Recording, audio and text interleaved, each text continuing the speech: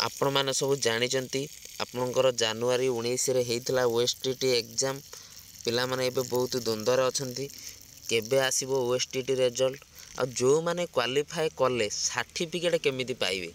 Online लो मिलिबो ना offline ले आसीबो कौन हम कौन ना आसतु आम ए से विषय संपूर्ण भाव में चर्चा करवा कौन हम कौन ना केमिति आपण सर्टिफिकेट पाइबे कौन करेंगे देखंतु प्रथम कथा है आम 19 तारिख दिन ओएसटीटी एग्जाम देदेले एग्जाम सरीगला परे आपण मैंने आसिकी मु तो यूट्यूब चैनल सब अनऑफिशियल आंसर कि सब थर डिस्कसन करी चाहिए सब वीडियो आपणकर अपलोड अच्छी चैनल को जाई वीडियो मत देखिपारे से कथा तो गला तापर कथा हूँ आमर आमे तो यहाँ जोटा कले अनऑफिशियल आंसर कि आमको बीएससी ओडिशा तरफ ऑफिशियल आंसर कि परीक्षार 15 दिन कि 20 दिन भितर आमको कौन हम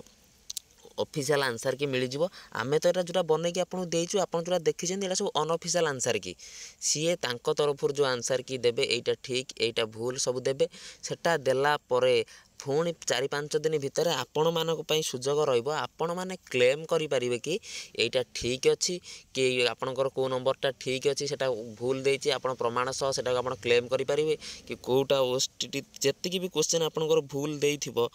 आपण सब क्लेम करि परिबे एटा भूल अछि हमर एटा ठीक करि दिया जाउ बोली पुणी से माने आउ थरे ताकु देखि तदारख करि चेक करि से पुणी आउ थरे कोन करिवे आपण मानक पई से आंसर जति ठीक थी आपंकर से बदल कि से आंसर की देबे तापर है रिजल्ट कथा परीक्षार 1.5 ରୁ 2 मास भितर कौन हम आपंकर रिजल्ट आसी जीव रिजल्ट आसीगला तापर आपन तो क्वालिफाई दो प्राय पिला समस्ते तो प्राय क्वालिफाई करेंगे मेन कथा है आपन तो क्वालिफाई करगले क्वालिफाई कलापर आपन जो सर्टिफिकेट पाइबे कौटू देखंतु सर्टिफिकेट कौन से प्रकार ऑनलाइन ले आसीबो नाही मु आपन को एटा क्लियर कर दूची आपण माने ओएसटीटी फॉर्म पकेला बेले जो एड्रेस आपनकर देइथिले जेतले फॉर्म पकईथिले जेतले जाई ऑनलाइन ले जो साइबर कैफ हो किंबा निज मोबाइल हो जेतले आपण पकईथिले आपण जो ठिका एड्रेस देइथिले आपनकर सेई ठिका एड्रेस रे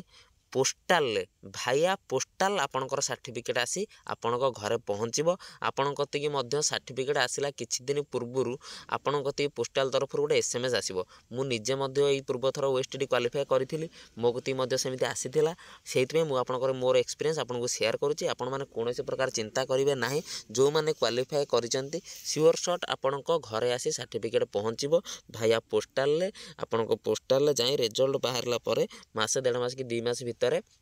आपणकर सर्टिफिकेट पोस्टाल द्वारा आसिकी घरे पहुँची जीव बुझीपारे सबू पूरा कनसेप्ट आपंकर क्लीयर होती मुझे लगुच ओएसटीटी कौन से व्यस्त हेबे ना कि कौन द्वंद्वर रही ना एसएसबी टीजीटी पढ़ापढ़ी स्टार्ट करूँ मुझे YouTube channel SSB TGT pedagogy class सब आरंभ करची सीबीजेड पिलांक बटनी एमसीक्यू सेक्शन कराऊँगी पेडागोजी 5-6 क्लास मुझे चैनल एसएसबी टीजीटी करेली आपण मैंने चैनल को सब्सक्राइब करूँ वीडियो को लाइक करूँ शेयर करूँ आ एसएसबी टीजीटी प्लेलिस्ट को विजिट कर सब वीडियो देखूँ रही जय जगन्नाथ पुणी देखा आउ एक वीडियो।